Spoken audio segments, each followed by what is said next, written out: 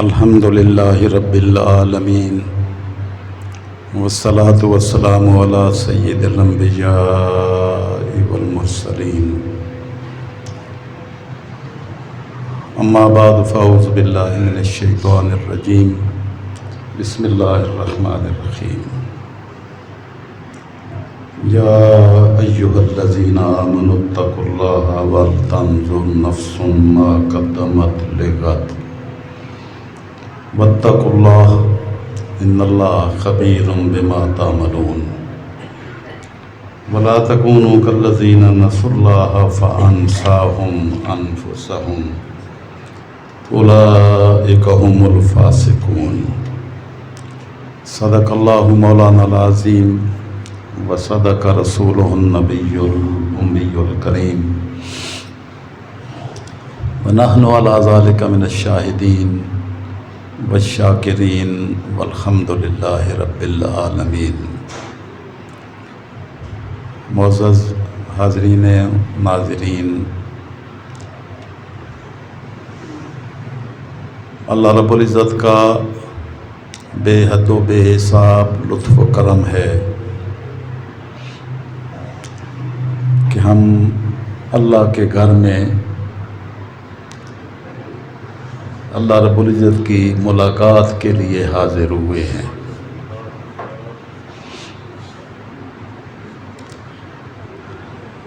یہ مسجد اللہ کا گھر ہے۔ جب کسی گھر میں کوئی جاتا ہے تو گھر والے سے ملنے کے لیے جاتا ہے۔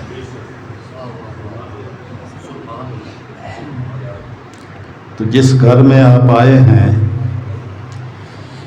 یہ تصور راسخ کر لیں کہ اس گھر میں آنے کا مقصد اس گھر والے سے ملاقات ہے۔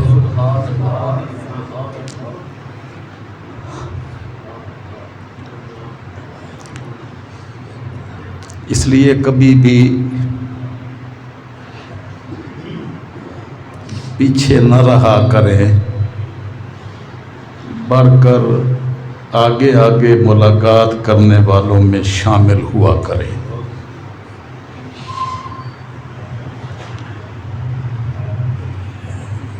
جس دن یہ تصور راسخ اور پختہ ہو گیا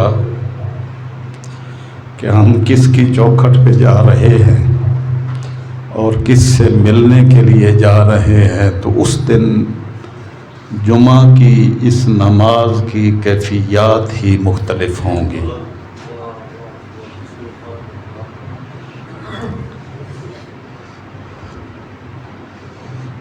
جو اللہ سے ملاقات کرنا چاہتا ہے اللہ اس سے ملاقات کرتا ہے، اور جو اس سے ملاقات نہیں کرنا چاہتا وہ اس کو اپنی چوکھٹ پہ آنے ہی نہیں دیتا۔ اس لیے اپنے آپ کو گھر سے نکلتے ہوئے یہ کیفیت سمجھا کے آئیں کہ ہم کہاں جا رہے ہیں اور کس کے لیے جا رہے ہیں۔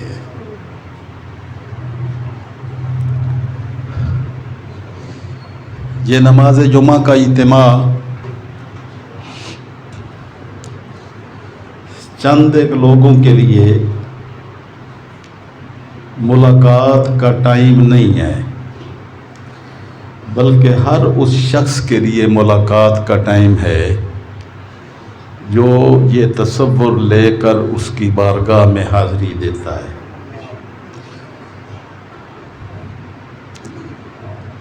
ملنے والے تھوڑے بھی ہو سکتے ہیں، زیادہ بھی ہو سکتے ہیں۔ گھر میں بھی مالک الملک کی نماز پڑھی جا سکتی ہے اور مسجد میں حاضری دے کر بھی وہی نماز پڑھی جاتی ہے۔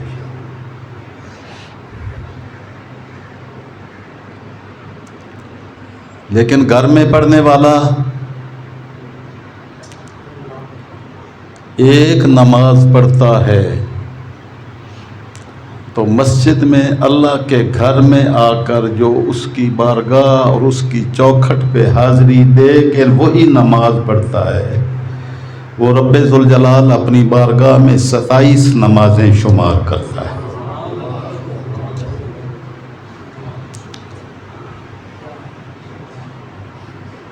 بس ہمیں اپنا زندگی کا مقصد، یعنی مقصد حیات، زندگی کیوں دی گئی، کیوں آئے، کیا کرنے آئے، کس نے بھیجا، کس نے سارے اہتمامات کیے، بس اس کو مستحضر ہونا ضروری ہے۔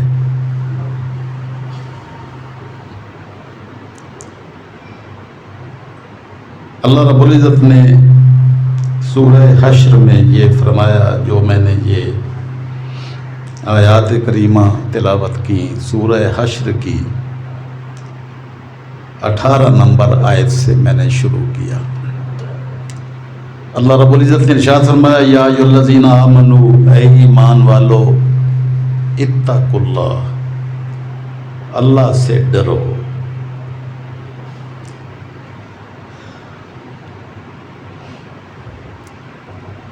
اللہ کی ذات دیکھ رہی ہے، اللہ دیکھ رہا ہے،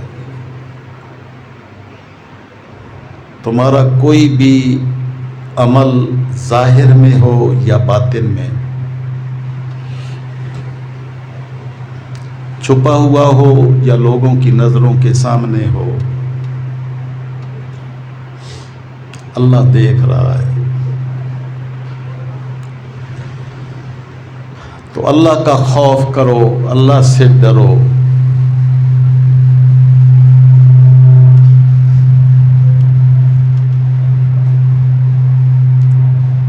وَلْتَنْظُرْ نَفْسٌ مَا قَدَّمَتْ لِغَدٍ، اور ہر شخص کو، ہر جان کو یہ دیکھنا چاہیے اور ہر وقت مد نظر رہنا چاہیے کہ اس نے آگے کیا بھیجا ہے، کل کے لیے کیا عمل کیا ہے۔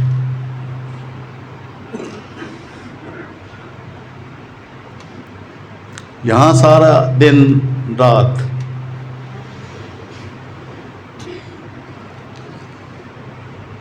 روزی کماتے ہوئے گزار دیا، جھوٹ بول کر حرام کمایا،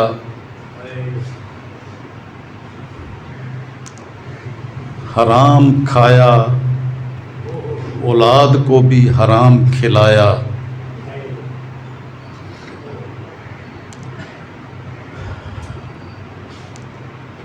تو یہ دنیا کی زندگی کو بہتر کرنے کے لیے یہ راستہ چنا اور سمجھا کہ میں بڑا کامیاب ہو گیا، میری تجارت بڑی نفع والی ہوئی۔ وَلْتَنْظُرْ نَفْسٌ مَا قَدَّمَتْ لِغَدٍ، ہر انسان کو، ہر شخص کو یہ دیکھنا چاہیے کہ یہاں تو اس نے اپنا پیٹ بھر لیا، اپنی اولاد کو بھی کھلا کے خوش ہو گیا، لیکن کل کے لیے کیا بھیجا ہے، کیا کیا ہے۔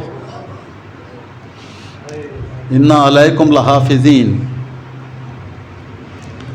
تمہارے اوپر اللہ نے فرشتے مقرر کیے ہوئے، بٹھائے ہوئے ہیں، کرامن کاتبین، وہ بڑی عزتوں والے فرشتے ہیں جو تیرے ہر عمل، سوچ، فکر کو لکھ رہے ہیں۔ صرف انسان اگر اس ایک تصور کو اپنے دل و دماغ میں بٹھا لے کہ میں جو بھی کر رہا ہوں، جو بھی سوچتا ہوں، جو بھی کہتا ہوں یہ میرے تک محدود نہیں ہے، بلکہ اللہ دیکھ بھی رہا ہے، سن بھی رہا ہے، اور فیصلہ کرنے کے لیے ان گواہوں سے ریکارڈ بھی تیار کروا رہا ہے۔ وہ جانتا ہے، وہ شاہ رگ سے قریب ہے، وہ اللہ ہے، تو اس سے ڈرو، اتقوا اللہ، اس سے ڈرو۔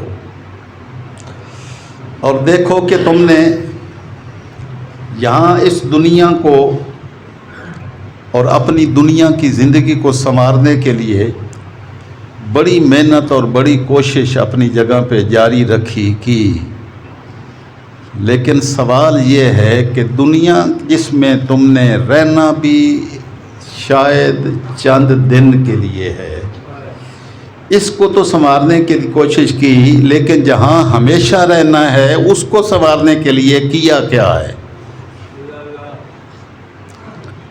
اَيَحْسَبُ الْإِنسَانُ أَن يُتْرَكَ سُدًى۔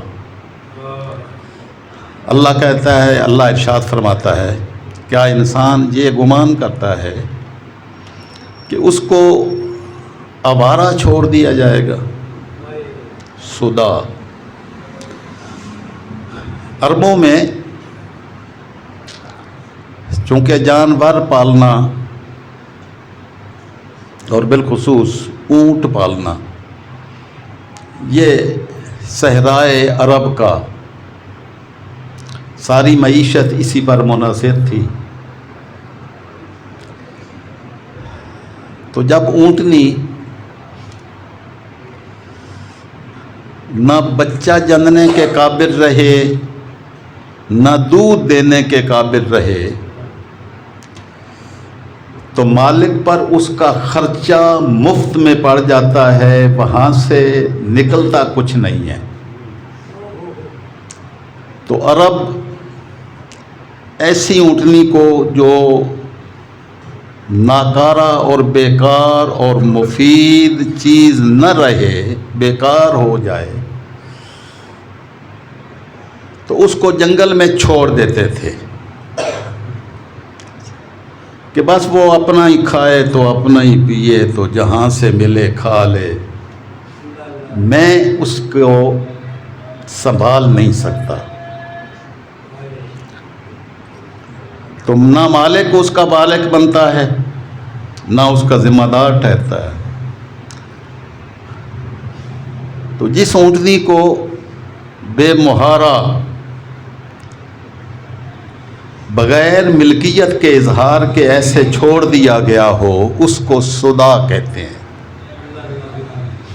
تو مالک الملک نے انسان ارشاد فرمایا، اَيَحْسَبُ الْإِنسَانُ أَن يُتْرَكَ سُدًى۔ کیا انسان نے یہ گمان کر لیا ہے کہ ہم نے اس کو یہاں دنیا میں آوارہ چھوڑ دیا ہے؟ نہیں، آوارگی کے لیے نہیں چھوڑا، بلکہ خالق نے تخلیق کیا ہے تو اس کو اپنے احکامات دیے ہیں کہ تو نے کیا کرنا ہے کیا نہیں کرنا ہے۔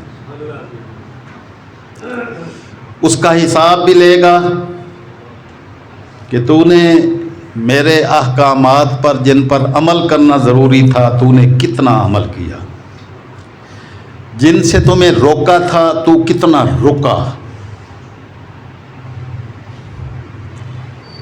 اور کبھی اپنی ابتدا پر بھی غور کرتا کہ ایک قطرے سے تمہیں تخلیق کیا اور اس میں مالک نے اپنی خالقیت اس طرح ظاہر فرمائی کہ اس ایک قطرے میں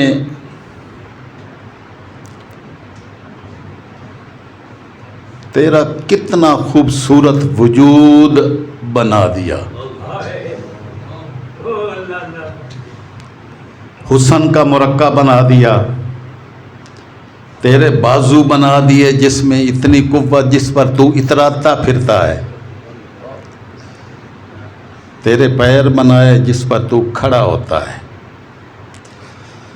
تیرا دل بنایا، تیرا دماغ بنایا جس سے تو سوچتا ہے۔ یہ سارا کچھ اس خالق کائنات نے ایک قطرے میں وہ ساری چیزیں رکھ کر تمہیں اتنا بڑا خوبصورت وجود عطا کر کے بچپن میں دنیا میں بھیجا، اور اس کو پروان چڑھاتے چڑھاتے اس شباب پر، اس جوانی کے عروج پر تمہیں پہنچایا جس پر تو نازاں پھرتا ہے۔ اپنے آپ پر تو اتراتا پھرتا ہے کہ میں کتنا خوبصورت ہوں، میرے پاس کتنی مال و دولت ہے، میرے پاس کتنے وسائل اور ذرائع ہیں، لیکن کبھی یہ تو سوچتا کہ جہاں سے تو آیا ہے کون تجھے یہاں تک لے کے آیا ہے، اور یہ جو کچھ دیا ہے اس میں سے تیرا کیا ہے؟ یہ سارا تو اس مالک کا عطا کرتا ہے۔ یحسب الانسان ان یترک سدی، کیا انسان یہ گمان کرتا ہے کہ اس کو آوارہ چھوڑ دیا جائے گا، اس سے پوچھا بھی نہیں جائے گا؟ نہیں پوچھا جائے گا۔ اس لیے تاجدار کائنات صلی اللہ تعالی وسلم نے ارشاد فرمایا، اغتنم خمسا قبل خمس، 5 چیزوں کو 5 چیزوں سے پہلے غنیمت جان لو۔ پہلا جو ارشاد فرمایا، شبابہ کا قبل حرمے کا، اپنی جوانی کو غنیمت جان لو بڑھاپا آنے سے پہلے۔ جب انسان جوان ہوتا ہے تو اس کی جوانی کہیں قابو میں نہیں آتی، اور وہ سمجھتا ہے کہ میں ہمیشہ ایسا رہوں گا۔ ایسا نہیں ہوتا۔ 72 سال پر پہنچ گئے، وہ جوانیاں رخصت ہو گئیں۔ دل چاہتا بھی تھا یہاں حاضری کے لیے، لیکن جسم نے ساتھ نہیں دیا، جسم ساتھ چھوڑ گیا۔ تو رب ذوالجلال کے محبوب فرماتے ہیں کہ اغتنم خمسا قبل خمس، یہ بڑھاپا آنے سے پہلے اس جوانی کو اور جوانی کے لمحات کو غنیمت جان لو۔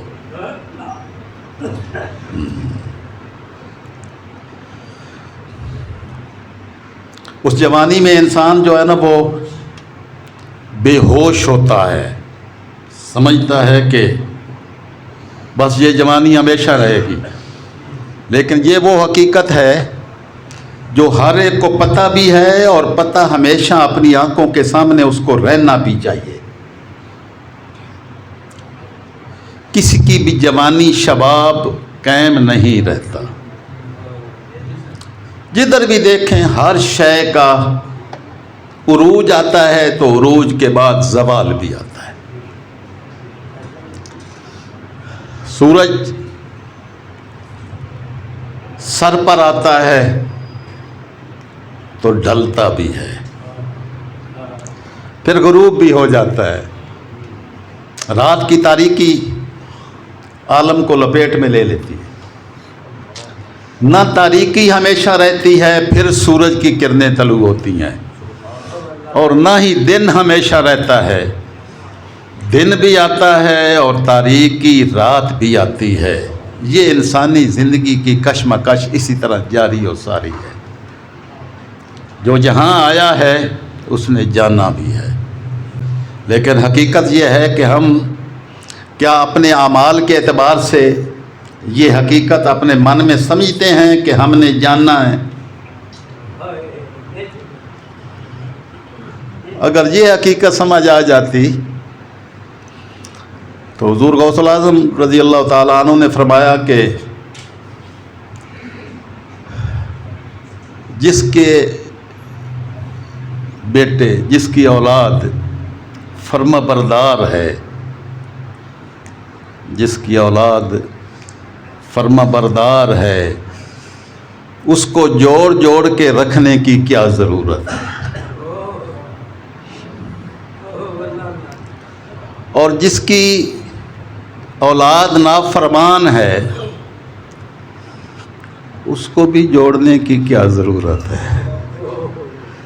دونوں حالتوں میں جوڑ کے رکھنے کی ضرورت نہیں ہے، بلکہ اس مالک کی رضا کی خاطر، جس مقصد کی خاطر تمہیں یہاں پر بھیجا گیا تھا، اس مقصد کو مد نظر رکھتے ہوئے کہ مالک الملک تمہیں دیکھ رہا ہے، اس کی رضا کی خاطر کچھ کر لو، کچھ کر لو ہے جوانوں، اٹھتی جوانیاں ہیں۔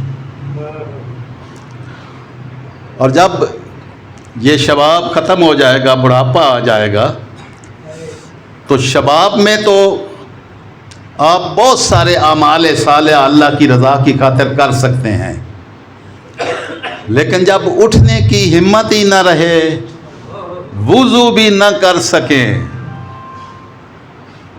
ہاتھ پاؤں ساتھ چھوڑ جائیں، تو اس وقت سے آنے سے پہلے یہ جب توانائیاں اس جسم میں موجود ہے اور شباب ہے، اس شباب کو اس بڑھاپے کے آنے سے پہلے غنیمت جانو۔ وقت پیری گرگ ظالم می شود پرہیزگار، در جوانی توبہ کردن شیوائے پیغمبری۔ جوانی میں ہی توبہ ہوتی ہے جب تم کچھ کرنے کے قابل ہوتے ہو، تو اس کی بارگاہ میں جب تمہارے اندر طاقتیں تھیں، استطاعت تھی، اللہ کی بارگاہ میں کھڑے ہونے کے لیے جسم ساتھ دیتا تھا، تو تم اس کی بارگاہ میں اس وقت کھڑے ہو کر اس کی بندگی اور عبادت کرو۔ بڑھاپے میں تو جب جسم ساتھ چھوڑ جاتا ہے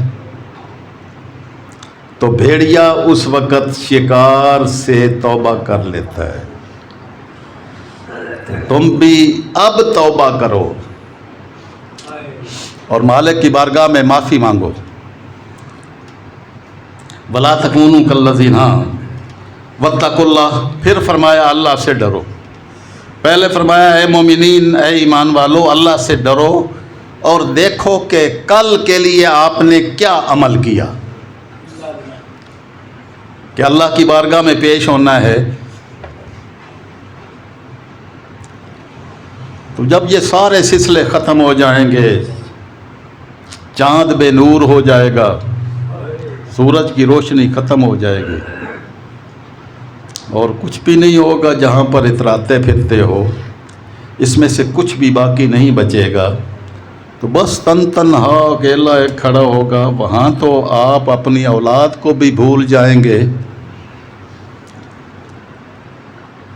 اپنے ماں باپ کو بھی بھول جائیں گے، عورت اپنے بیٹے کو بھول جائے گی، تو تنہا اکیلا کھڑا ہوگا۔ وہاں پتہ چلے گا کہ میں نے کیا کر کے اس دن کے لیے آنا تھا۔ تو اللہ نے فرمایا وَلْتَنْظُرْ نَفْسٌ مَا قَدَّمَتْ لِغَدٍ، بس وہ دیکھتا رہے ہمیشہ کہ میں نے کل کے لیے، یعنی اللہ کی بارگاہ میں پیشی کے لیے، یوم محشر کے لیے میں نے کیا عمل سر انجام دیا ہے۔ وَاتَّقُوا اللَّهَ، پھر فرمایا اللہ سے ڈرو۔ ان اللہ خبیر بما تعملون، اللہ باخبر ہے جو کچھ تم کرتے ہو۔ یہ کوئی شے ایسی نہیں ہے، تمہارے ذہن میں اٹھنے والا خیال بھی وہ رب ذوالجلال جانتا ہے کہ تیرے دل میں کیا آ رہا ہے، تیرے دماغ میں کیا سوچ ابھر رہی ہے، وہ بھی مالک جانتا ہے، وہ اس سے بے خبر نہیں ہے۔ نعرہ تکبیر، نعرہ رسالت، نعرہ حیدر۔ تو جب وہ سب کچھ دیکھ رہا ہے، سب کچھ جانتا ہے، تو کبھی اس سوچ کو اپنے اوپر وارد بھی کر لیتے کہ وہ مالک دیکھ رہا ہے۔ وَلَا تَكُونُوا كَالَّذِينَ نَسُوا اللَّهَ فَأَنسَاهُمْ أَنفُسَهُمْ، ان لوگوں کی طرح نہ ہو جاؤ جنہوں نے اللہ کو بھلا دیا۔ ہم اللہ کو بھولے ہوئے ہیں، اور جو اللہ کو بھول جاتا ہے اس کا نتیجہ یہ نکلتا ہے فَأَنسَاهُمْ أَنفُسَهُمْ، اللہ انہیں اپنا آپ بھلا دیتا ہے۔ جو خدا فراموش ہوتا ہے، خدا کو بھول جاتا ہے، تو اللہ اسے خود فراموش بنا دیتا ہے۔ وہ اپنے آپ کو بھی بھول جاتا ہے کہ میرے لیے کیا خیر تھی، کیا کرنا میرے لیے اچھا تھا، کیا برا تھا۔ اللہ رب العزت اس کو اس سوچ سے خالی اور عاری کر دیتا ہے، اور وہ دبا دب بس اسی زندگی میں آگے چلتا جاتا ہے، اور وی کا نشان بناتا ہے کہ میں قتل کر کے بھی عدالت سے باعزت بری ہو گیا ہوں۔ لیکن ایک بڑی عدالت آنے والی ہے۔ اس دن یہ آپ کے کندھوں پر بیٹھے ہوئے ملائکہ پوری زندگی کا ریکارڈ مالک انسان کی انکار پر وہ سارا پیش فرما دے گا۔ یہ پورا ریکارڈ ہے تیری زندگی کا۔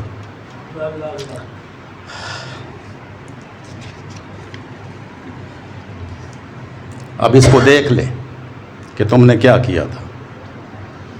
تو بھول گیا لیکن ہم نہیں بھولے، ہمیں ایک ایک چیز یاد ہے۔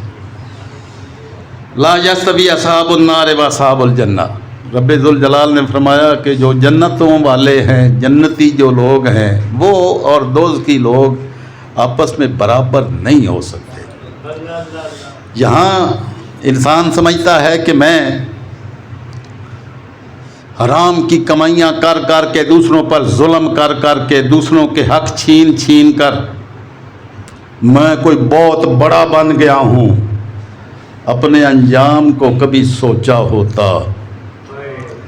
یہاں جن کو تم رد کر دیتے ہو،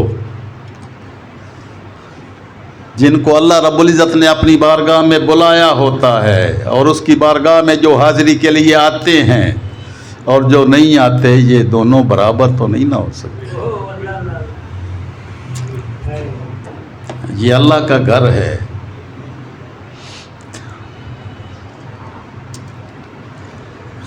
آپ اپنے دوستوں میں سے بھی کسی کے ایک دوسرے کے گھر میں جاتے ہیں؟ ایک دوسروں کے گھروں میں کس کے لیے جاتے ہیں؟ کس لیے جاتے ہیں؟ کیا کرنے جاتے ہیں؟ گھر والوں سے ملاقات کرنے کے لیے ان کے گھر میں جاتے ہیں۔ اور یہ کس کا گھر ہے؟ یہ میرے اللہ کا گھر ہے۔ ایمانداری سے بتائیں، کبھی گھر سے یہ نیت کر کے نکلے ہیں کہ ہم مسجد میں مسجد والے سے ملاقات کے لیے جا رہے ہیں؟ جس دن یہ نیت نصیب ہوئی تو آپ کا ایک ایک قدم جو گھر سے نکلتے ہوئے آپ نے مسجد کی طرف اٹھایا تو وہ رب ذوالجلال کی بارگاہ میں عبادت شمار ہوگا، قدم قدم پہ عبادت شمار ہوگا۔ صحابہ کرام مسجد سے دور گھر لیتے اس نیت سے کہ جب ہم مسجد کی طرف چلیں گے تو اللہ کی ملاقات کے لیے اس کے گھر کی طرف ہمارے اتنے زیادہ قدم اٹھیں گے، تو جتنے جتنے قدم زیادہ اٹھیں گے رب ذوالجلال کی بارگاہ میں قبولیت اور اس کی عبادت بھی زیادہ شمار ہوگی۔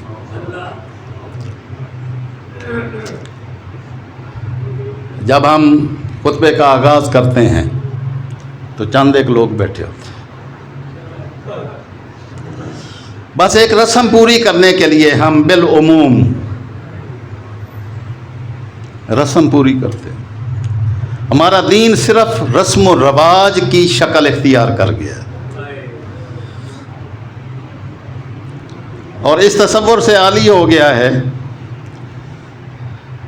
کہ دنیا میں کامیابی حاصل کرنے والا کون شخص ہے.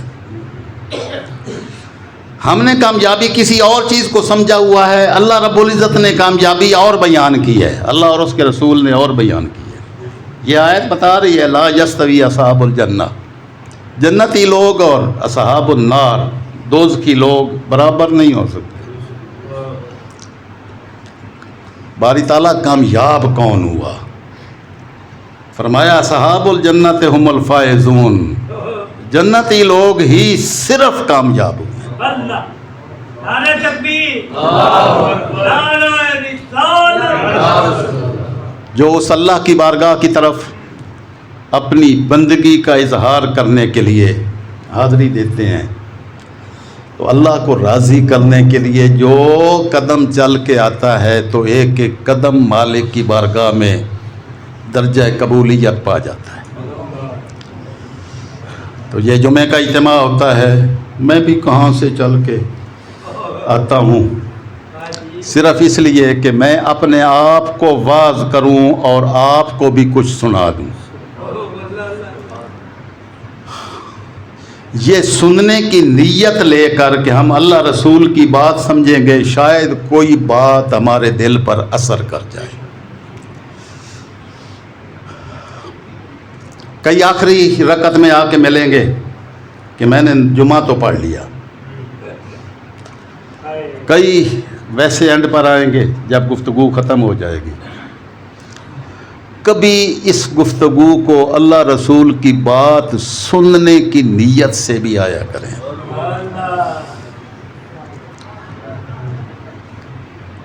اور وہ وقت جو اللہ کے گھر میں گزرا, اللہ کی ملاقات, گھر والے کی ملاقات کے لیے جاتے ہیں تو اس کے گھر میں داخل ہوتے ہوئے اس سے ملاقات کی تمنا کرتے ہیں. تو یہ اللہ کا گھر ہے تو اللہ سے ملاقات کی نیت سے گھر سے نکلا کریں کہ ہم اللہ سے ملنے کے لیے جا رہے ہیں.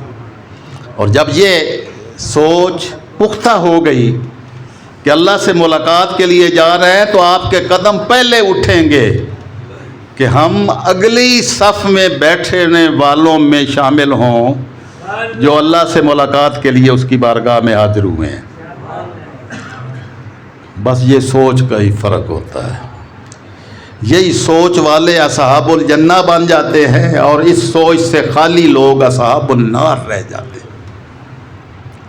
کامیاب کون ہوا؟ اصحاب الجنت هم الفائزون. پہلا ہی میں نے بیان کیا 5 چیزوں میں سے 5 سے پہلے 5 چیزوں کو غنیمت جان لو. اپنی جوانی کو شبابہ کا قبل حرمے کا, بڑھاپے سے پہلے جوانی کو غنیمت سمجھیں. اب وضو کرتے ہوئے ہاتھ منہ دھو لیتے ہیں, پاؤں دھوئے نہیں جاتے. جہاں اس کی بارگاہ میں کھڑے ہونے کی آرزو اور تمنا ہوتی ہے, جسم ساتھ نہیں دیتا. تو جس بڑھاپے میں جب آپ کچھ نہیں کر سکیں گے تو اس سے پہلے یہ جوانی کا دور ہے, ساری رات بھی مالک کی بارگاہ میں سجدہ ریزی کے لیے قیام کی حالت اور سجود حالت میں گزارنا چاہیں تو گزار سکتے ہیں. آقا علیہ الصلوۃ والسلام کھڑے ہوتے تو پاؤں متورم سوج جاتے. رب ذوالجلال نے فرمایا کہ محبوب ہم نے قرآن اس لیے تو نازل نہیں کیا ہے کہ آپ اپنے آپ کو مشقت میں ڈال دیں, ہمیں آپ کا عبادت کرنا بھی اچھا لگتا ہے, آرام کرنا بھی اچھا لگتا ہے. دوسرا فرمایا کہ صحت کا قبل سقمے کا, اب اللہ تعالیٰ نے صحت عطا کی ہے اور تمہارے پاس اس صحت کی حالت میں توانائیاں ہیں. صحت کی حالت میں انسان بہت کچھ کر لیتا ہے, جب بیماری آ جاتی ہے تو پھر کچھ کرنے کی سوچ ہو بھی صحیح تو کچھ کر نہیں سکتا. تو آقا علیہ السلام نے فرمایا اس صحت کو غنیمت جان لو بیماری آنے سے پہلے. وغنا کا قبل فقرے کا, یہ سدا ایک جیسے حالات نہیں رہتے. آج اگر تمہارے پاس اللہ پاک کی دی ہوئی نعمتیں ہیں تو اس غنا کو اور ان نعمتوں کو غنیمت جان لو قبل اس سے کہ فقر آ جائے، محتاجیاں آ جائیں. یہ اللہ کی دی ہوئی نعمتیں ہیں، جب چاہے لے لیتا ہے، جب چاہے عطا کر دیتا ہے. اس کے لیے مالک کی کرم نوازیاں چاہیے. وَتُعِزُّ مَن تَشَاءُ وَتُذِلُّ مَن تَشَاءُ تُؤْتِي الْمُلْكَ مَن تَشَاءُ وَتَنزِعُ الْمُلْكَ مِمَّن تَشَاءُ. جس سے چاہتا ہے جسے ملک دے دیتا ہے، جس سے چاہتا ہے بادشاہیاں اور ملک چھین لیتا ہے. تو غنا کو فقر آنے سے پہلے غنیمت جان لو. اور رب ذوالجلال نے جو تمہیں اس وقت مال و دولت پیسہ دیا ہوا ہے اس کو فقر آنے سے پہلے اللہ کی رضا کے لیے خرچ کر لیں. چوتھی چیز وفراغ کا قبل شغلے کا. آج تمہارے پاس وقت ہے، مصروف ہو جانے سے پہلے فراغت کو غنیمت جان لو. کبھی دور تھا ہر بندے کے پاس فراغت تھی. آج جس بندے سے پوچھے کہتا ہے ٹائم ہی نہیں لگتا، ہے کہ نہیں؟ اب آنے جانے کے کتنے وسائل اور ذرائع بڑھ گئے ہیں، لیکن جس سے بھی پوچھے کہتا ہے جی وقت ہی کوئی نہیں ہے.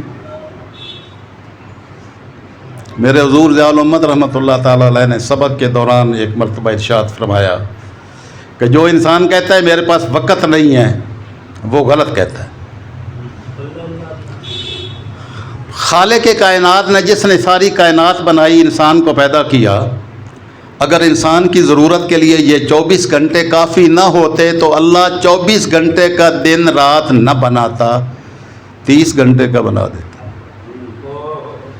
تو جس خالق نے 24 گھنٹے کا دن رات بنایا ہے تو وہ جانتا ہے کہ انسان کی ضروریات کیا ہیں. صرف یہ ہے کہ انسان کو اپنا وقت استعمال کرنا نہیں آتا. جب استعمال کرنا نہیں آتا تو شکوہ کرتا ہے کہ میرے پاس ٹائم نہیں تھا. ٹائم ہے، پھر تمہیں مصروفیت میں ڈال دیا جائے گا. جو عبادت کے لیے وقت نکالتا ہے اس کے لیے ٹائم ہی ٹائم ہے، اور جو عبادت کے لیے وقت نہیں نکالتا، حدیث قدسی ہے، رب ذوالجلال نے فرمایا ایک تفرغ لے عبادتی املا قلبہ کا غنن. تو میری عبادت کے لیے وقت نکال، میں تیرے دل کو غنی کر دوں گا. نعرہ تکبیر، نعرہ رسالت، واسد و فقرہ کا، اور میں تیری ساری ضرورتیں بھی پوری کروں گا. تمہیں غنا بخش دوں گا اور تیری ساری ضرورتیں میں پوری کروں گا. واسد و فقرہ کا، تیری محتاجیاں دور کر دوں گا. وَإِن لَمْ تَفْعَلْ، اور اگر تم نے ایسا نہ کیا، املا یدائے کا شغلن، تو میں تیرے دونوں ہاتھوں کو مصروف کر دوں گا. وَلَنْ أَسُدَّ فَقْرَكَ کا، اور تیری محتاجی پھر بھی دور نہیں ہونے دوں گا. رات دن مصروف ہوا لیکن محتاجی دور نہیں ہوئی. آج وہ دور ہے، عورتیں کام کرتی ہیں، مرد کام کرتے ہیں، چھوٹے کام کرتے ہیں، بڑے کام کرتے ہیں، 24 گھنٹے جتے ہوئے ہوتے ہیں، لیکن فقر دور نہیں ہوتا، محتاجیاں دور نہیں ہوتی، دل سیر نہیں ہوتا. دل صرف اس کا سیر ہوتا ہے جس کو رب ذوالجلال اپنی بارگاہ میں آنے کی اذن دے دیتا ہے، عبادت کی توفیق دے دیتا ہے. تو رب ذوالجلال کے محبوب صلی اللہ تعالی وسلم نے فرمایا کہ اس کو غنیمت جان لو، اس فراغت کے ٹائم کو، کہ اللہ تمہارے دونوں ہاتھوں کو مصروف کر دے. اس مصروفیت سے پہلے جو فرصت کے دن لمحات ہیں اس کو غنیمت جان لو. وحیات کا قبل موت کا، یہ حیات زندگی چل رہی ہے، اس کو غنیمت جان لو اس سے پہلے کہ موت کا فرشتہ آ جائے.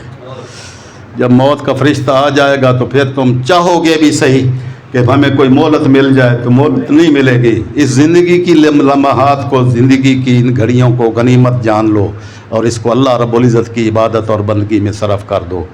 اور یہی تمہارا کل کا اصل ہے کامیابی اور کامرانی کے لیے. یہی مالک نے تمہیں موقع دیا ہے جو اس موقع کو فائدہ اٹھا لیتا ہے وہ دنیا میں بھی سرخرو ہوتا ہے، آخرت میں بھی کامیابی اس کا مقدر ہے۔ وما علینا الا البلاغ۔